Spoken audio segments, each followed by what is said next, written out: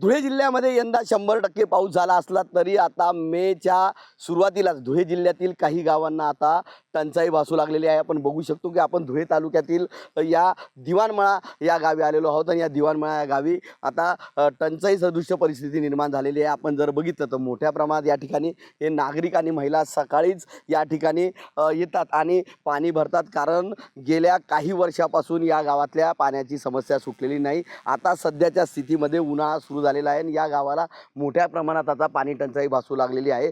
या गावातील जवळ गावाच्या 1 किलोमीटर असलेल्या या विहिरीवरून या ठिकाणचे गावकरी या ठिकाणी पाणी भरत असतात। गेल्या अनेक वर्षापासून या गावाला पाण्याची टंचाई आहे। पिण्याच्या पाण्यासाठी या गावातील लोकांना या विहिरीवर यावं लागतं, कारण जरी शासनाच्या वतीने केलेल्या योजनेतून पाणी येत असलं तरी ते पिण्यायोग्य नसल्याने हे गावकरी या ठिकाणी पाणी भरत आहेत।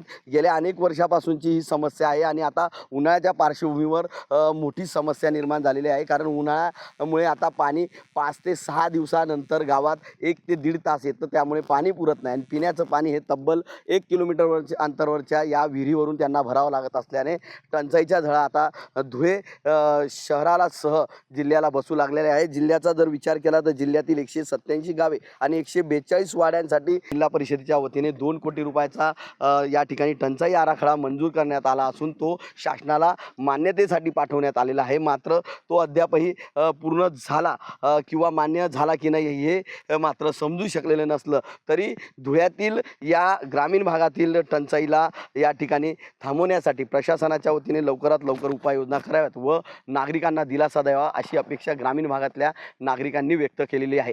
मनीष मासोळे, TV9 मराठी, धुळे।